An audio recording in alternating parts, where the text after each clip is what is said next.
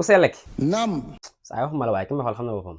man yow kay si loo nekk. ci liggéey bi. Jumaay nag fu mu nekk. ci liggéeyam. mënoo bàyyi su Jumaay demee nga dopp ci opposant yi noggatu. noonu lañ koy continuer. ndayam ko la nax. baal ñu ngi tiital balaa ñu génn dëkk bi. gis nañ ni ñoo ngi commencé di daw. bi ma ne koo daw. waaw. daw dem fan. moo ma jaaxal nag. beetu ma woon ñett ñoo dawagum sax. am na déjà ñeent wala juróom yu génn. ñooñu fu ñu war a laaxatu. ñii ngi Dubaï ñi ngi Canada. mbaa faro bokk ci moom war may kër de. dooga am kër.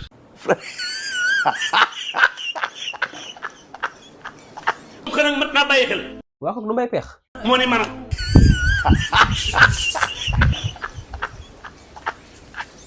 wax naa Macky Sall ba mu ko rajee. ma ne ko bul ko dàq. du dëgg. yow kañ nga daan wax si Sonko. koo dàq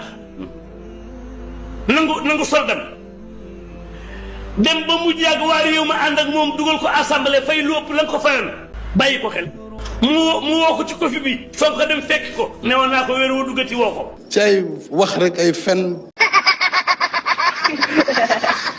booba nag defuñu ko waaye wootante nañ te fekkewuñu ko. da ngay fen sëñ bi. nga tëj ko kaso.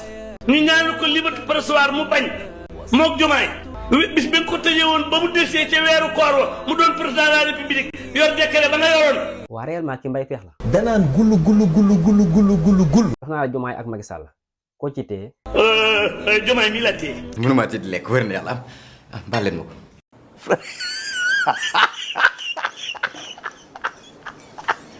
wolof Njaay de nee na. garab ngay def pinc. law be du ko xam ba di ko gor. lépp lu am ci àdduna. yàlla waaye duñ ko am jalla jalaaluhu yaa zal jalaali wal ikram. mais Mbaye Pekh li ngay wax ba dugg ci gouvernement bi. dina xaw a jafe.